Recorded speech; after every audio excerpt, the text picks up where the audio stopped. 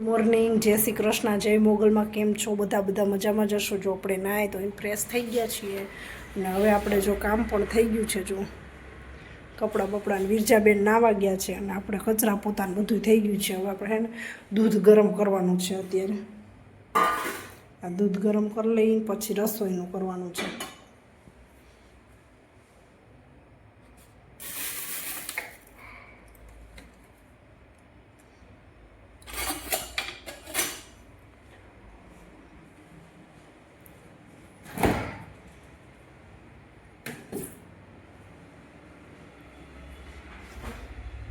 આજે દૂધ ગરમ કરી લઈ તો આપણે ફ્રીજ સાફ કરવાનું કામ ચાલુ કરી દીધું. ફ્રીજમાં બહુ ગંધારું થઈ ગયું ને એટલે બધું વ્યવસ્થિત કરવાનું છે.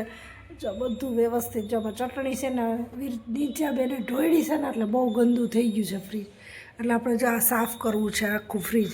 અને એક બાજુ આ શાકભાજી પણ લઈ આવ્યા છે એટલે એ બધું ગોઠવવાનું છે શાકભાજી અત્યારે. પણ પહેલાં સાફ કરશું ને પછી જ કંઈક થશે.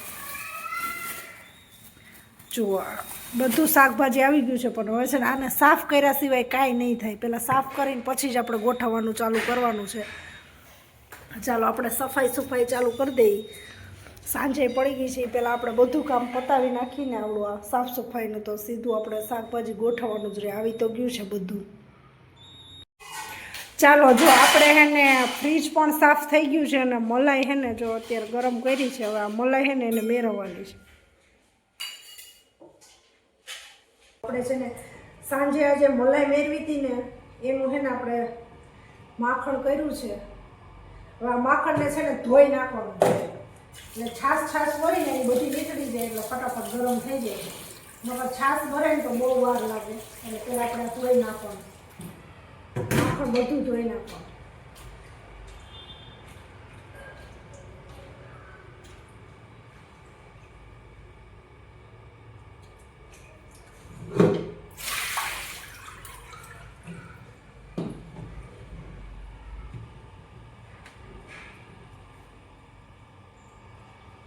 હાલો માખણ ધોવાઈ ગયું છે. હવે આપણે એને મૂકી દઈએ.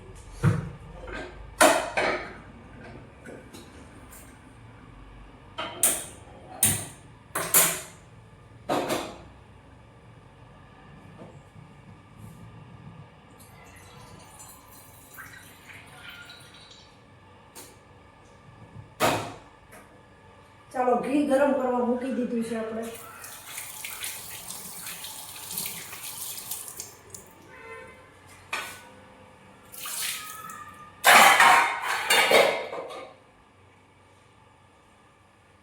ત્યાં લગીનમાં આપણે બીજું બધું કામ પતાવી દઈએ તો ઘી ગરમ થઈ જાય.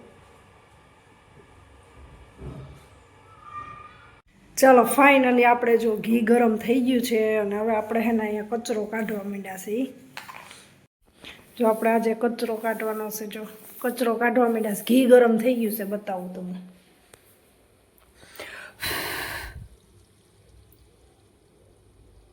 હાલો ઘી પણ ગરમ થઈ ગયું છે ને અહીં કચરો કાઢવાનો છે.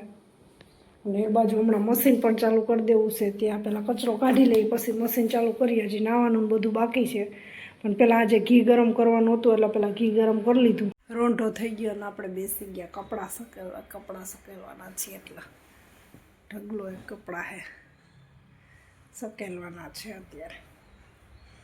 ચાલો આપણે બધા કપડાં સકેલી લઈએ.